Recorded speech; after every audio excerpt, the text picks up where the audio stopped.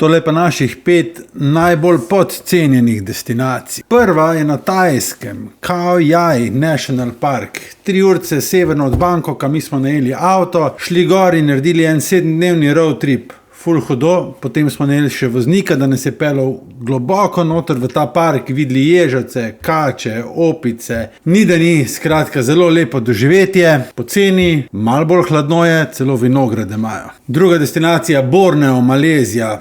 Ne vem, zakaj nismo še prej tja prišli. Letos smo ga odkrili, bili tam na River Safariju, noro lepo, sam 2 urci pa pol leta iz Kuala Lumpurja do tja, čist drug svet, vse naravno, deževni gost, orangutani, sloni, krokodili, hornbili, probiskus opice, vse smo videli, super prijazno, super varno za otroke. Tretja destinacija, Oman.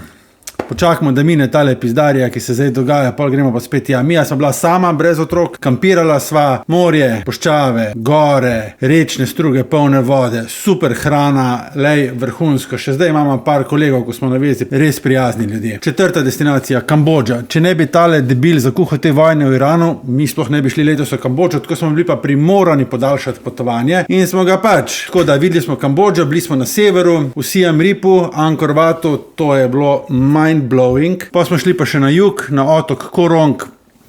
Slabo. Mi smo kar pobegnali potem na koncu od tam. 5. Albanija. Noro. Mi smo nismo vedeli, kaj nas čaka. Šli smo na road trip izven sezone septembra. Bili smo skoraj sami. Spet smo šli malo v gore, jedli božansko, malo na morje, bili sami na plaži. Pa smo bili še malo po mestih, kar je tudi svoje vrstna izkušnja in hrana, da ne govorim, to je bilo noro. Otroka ste uživela, ljudje pa, se veste, noro prijazni. 6.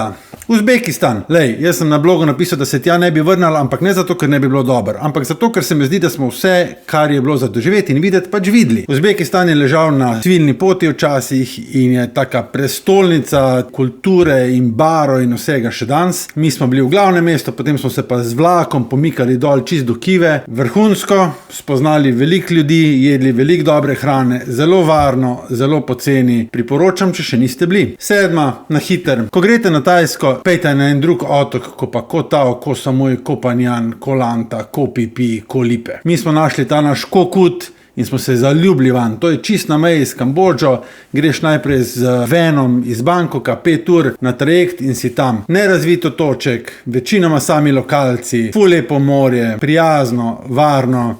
To je to.